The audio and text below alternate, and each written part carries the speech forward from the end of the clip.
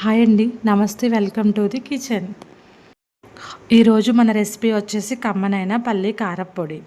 వేడి వేడి అన్నంలోకి, టిఫిన్స్లోకి, ఇడ్లీ, దోశ, ఉప్మా ఎందులోకైనా సరే ఈ పొడి చాలా చాలా రుచిగా ఉంటుంది. చాలా ఈజీగా కూడా చేసుకోవచ్చు. నిమిషాల్లో ఈ పొడిని తయారు చేసుకోవచ్చు. టేస్ట్ అయితే చాలా బాగుంటుందండి. మరి ఇంకెందుకు ఆలస్యం చేయకుండా ఈ కమ్మనైన పల్లి కారప్పొడి ఎలా చేసుకోవాలో చూసేద్దాం రండి. ముందుగా స్టవ్ మీద ప్యాన్ పెట్టుకుని 1 కప్పు పల్లీలను వేసి మీడియం ఫ్లేమ్లో పెట్టుకుని అటు ఇటు కలుపుకుంటూ వేయించుకోవాలి. మాడిపోకుండా కలుపుకుంటూ వేయించుకోండి.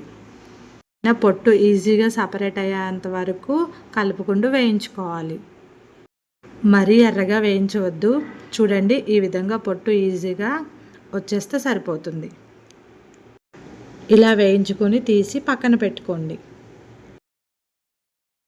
మళ్ళీ స్టవ్ మీద ప్యాన్ పెట్టుకుని 1 టీ స్పూన్ ఆయిల్ వేసుకుని ఆయిల్ అనేది వేడైన తర్వాత అందులో కొంచెం కరివేపాకు వేసుకుని వేయించుకోవాలి.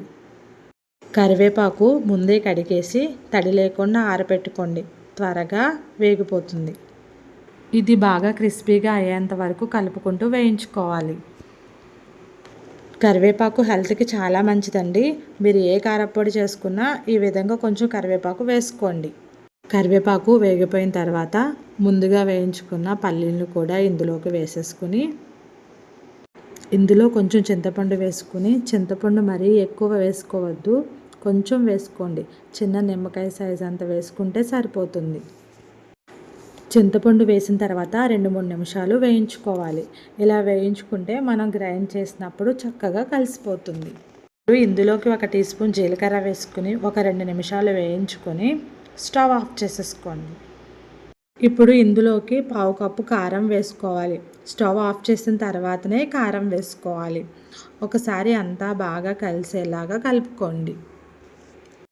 ఈ పల్లి పొడిని కారానికి బదులుగా ఎండుమిర్చిని కూడా వేసుకుని చేసుకోవచ్చు. ఈ విధంగా బాగా కలిపేసుకుని దీనిని ప్యాన్లోనే ఉంచి పూర్తిగా చల్లారనివ్వాలి. పూర్తిగా చల్లారిన తర్వాతే గ్రైండ్ చేసుకోవాలి. వేడిగా ఉన్నప్పుడు గ్రైండ్ చేస్తే పొడి ముద్దగా అయిపోతుంది.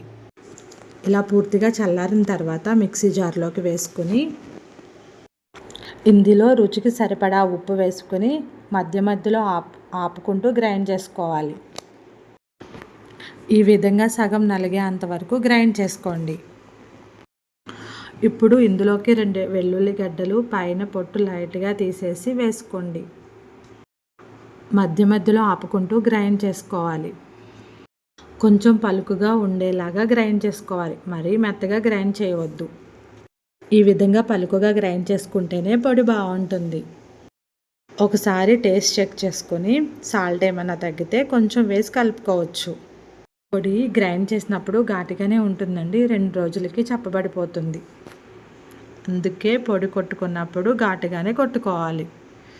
ఇలా వీలు చూసుకుని కారపొడి కొట్టుకున్నట్లయితే 2-3 నెలల వరకు నిల్వ ఉంటుంది. అలాగే మార్నింగ్ టైంలో హడావిడిగా బ్రేక్ఫాస్ట్లోకి చట్నీ ఏమన్నా చేయకపోతే చక్కగా వేసుకుని తినేయచ్చు. వేడి అన్నంలోకి ఈ పొడి వేసుకుని కొంచెం నెయ్యి వేసుకుని తింటే ఈ రుచి అద్దరిపోతుంది. మరి మీరు కూడా ఈ పల్లి కారపొడి ఒకసారి తప్పకుండా ట్రై చేయండి. మరి మీకు ఈ వీడియో నచ్చినట్టయితే లైక్ చేయండి. మీ ఫ్రెండ్స్కి, రిలేటివ్స్కి షేర్ చేయండి. మరిన్ని సింపుల్ రెసిపీస్ కోసం సబ్స్క్రైబ్ చేసుకోండి. Thank you for watching.